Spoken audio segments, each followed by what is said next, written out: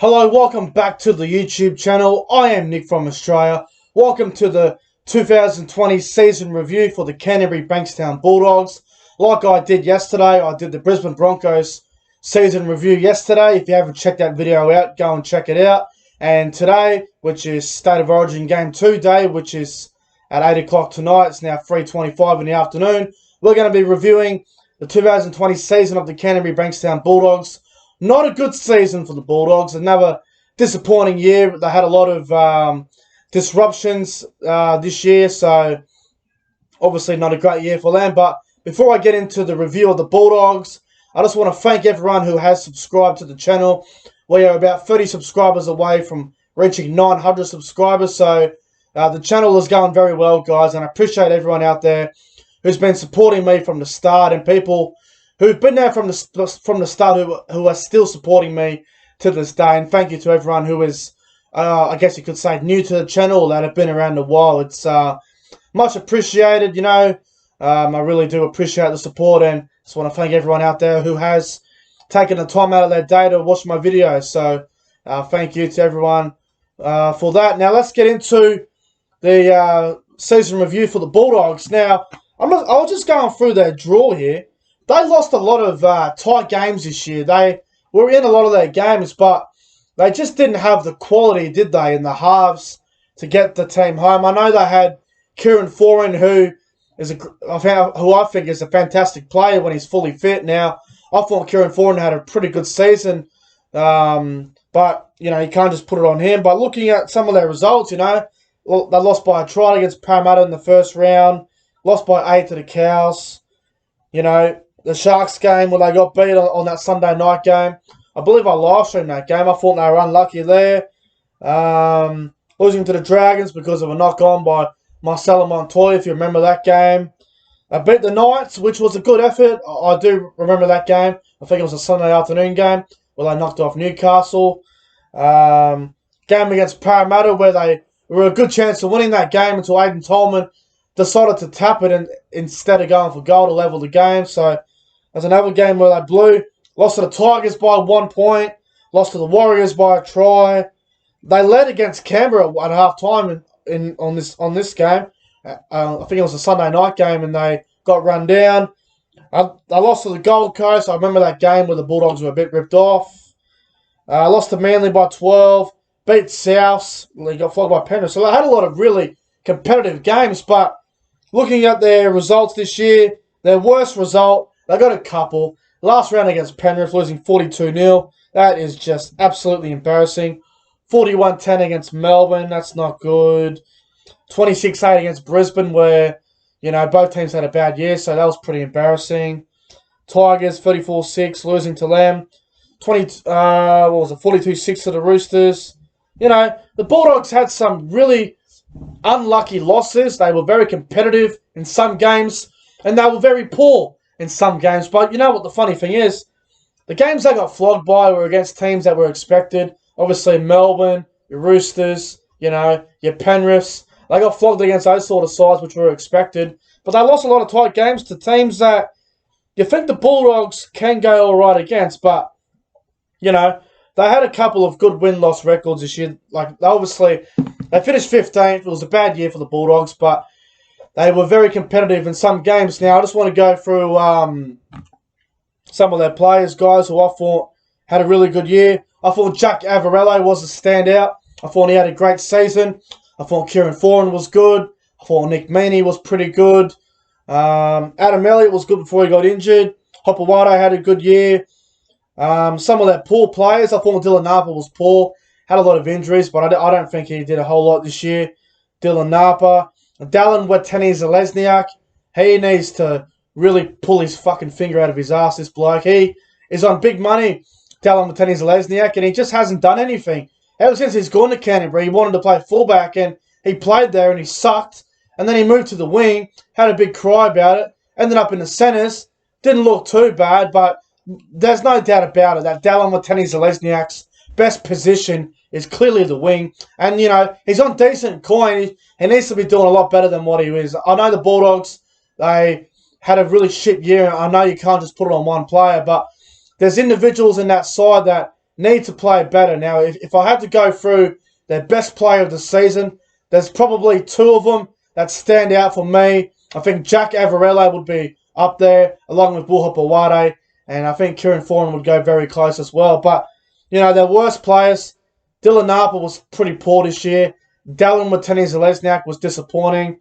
I even say Lachlan Lewis. Lachlan Lewis was disappointing. Now, I know another YouTuber, NRL Vid090, has a bit of a personal vendetta against Lachlan Lewis. He just doesn't run the ball. And I agree with him. All he does is put up those big bombs, those big torpedo kicks he does.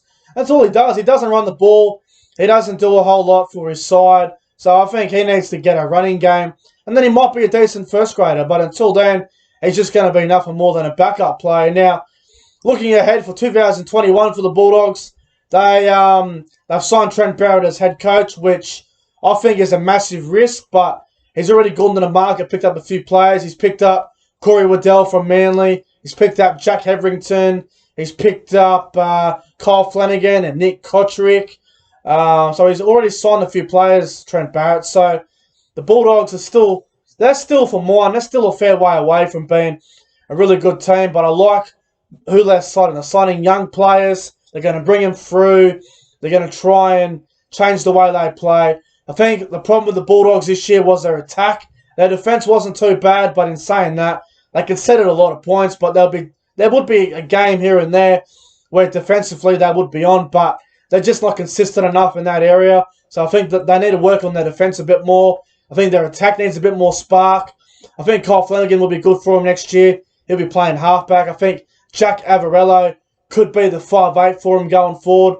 I think he's that real spark that they have missed the last couple of years. So I think Jack Avarello will be good for him. I think they'll miss Kieran Foran because, he added so much to that Bulldogs side. And I'm not sure if Lachlan Lewis will be in the team next year. I think their best combination going forward is probably Avarello and Kyle Flanagan. I think Hopewade will play well next year. I think he might even be the fullback. Nick Meaney looked pretty good as well this year. But, oh, Jesus Christ, dropped my fucking phone. See, it's the fucking Bulldogs. Dropped the ball. But the other thing I want to mention too is they did, in the mid-season, I guess you could say, they signed one of the best forwards from the English Super League in Luke Thompson. Now, a lot of people out there are very critical of Luke Thompson, saying, oh, he come from the Super League, big deal. He won't be anything special in the NRL. Here's the thing. I'm not making excuses for Luke Thompson. So he came out of one of the best teams in Super League in St. Helens, who won the grand final in 2019. Now, if you look at the Super League, St. Helens are the best team over there. They are stacked to pieces. They've got all the best players. They're a bit like the Sydney Roosters of the NRL. They just got all the good players. Similar to Melbourne as well. They got everyone. Everyone you couldn't name. They got all the great players. Now, the thing with Luke Thompson is when he came over, it was during COVID. It wasn't the best time to come over. Now, you can't blame him for coming over early because Super League wasn't on because of COVID, and obviously you get sick of just doing nothing over there the whole time except training. So he came over, quarantined for 14 days. By the time Luke Thompson started, the Bulldogs were already missing finals football. So it was already a mess from the begin with. So you can't just expect Luke Thompson to come in straight away and be this big name forward like a Taumalolo or a Takiyaho or a fucking Fisher Harris type sort of player. So you got to give him time. Now, the thing with Luke Thompson, I rate Luke Thompson very highly. I think he's one of the best forwards in the game. But the problem is, he just doesn't have enough support there at the Bulldogs. In my opinion, he went to the wrong club. It's a bit like Callum Watkins. When Callum Watkins came from Leeds Rhinos and he came over here to the Gold Coast Titans, Watkins already won 6 grand finals. He already did everything he had to do in Super League. But he came over here, he came to the worst team in the Gold Coast, and it did not work out. Same with Luke Thompson. He's come over from St. Helens and he's gone to the bloody Bulldogs. The Bulldogs are on the up, there's no doubt about it. But I think the Bulldogs need more help in the forwards. Napa needs to pull his finger out. I think Adam Elliott's a great forward. He'll definitely help Luke Thompson next year. Vitala Mariner is solid. Josh Jackson's a great leader. So, and And plus, the other thing too for Luke Thompson, not making excuses, he came over by himself. He came over here to Australia. He had no family with him. He was on his own. He knew nobody at Canterbury until he got there. The only person he knew was probably some of the English guys from Canberra, probably Sam Burgess as well. So he didn't really know anyone that well. So I think when Luke Thompson gets some of his family over from England, gets a bit more support around him, a fresh off-season at a club like Canterbury, so expect Luke Thompson to have a really big year next year, and I think he will have a huge year next year. But overall, the Bulldogs, not a great year. But if I had to give that season a rating out of 10, with 10 being the best, I'd probably give that season probably a 2 out of 10. They were really disappointing. They did have a couple of good wins. Their best win of the season, in my opinion, I would probably say the game against South Sydney, where they beat them, I think it was 26-16. Let me just clarify that. It was the very second last round, 26-16. And their worst performance, I'd have to say probably the game last round against Penrith, where they got beat 42-0. And probably the one against the Roosters, where they got beat in that game 42 points to 6. But anyway, guys, that's going to wrap up my Canterbury Bankstown Bulldogs season review for 2020. If you enjoyed the video, make sure you guys go ahead and like, comment, and subscribe to the channel. I appreciate the support, guys. If you haven't entered the giveaway for my State of Origin Game 2 preview, go and check it out. Enter the giveaway. All you got to do is comment your score prediction for Origin 2 tonight. I hope someone wins it because they'll win either a New South Wales jersey or a Queensland jersey. So I wish everyone all the best in that. Thank you guys for watching. I appreciate the support. Thanks for watching, guys, and I'll see you guys in the next one.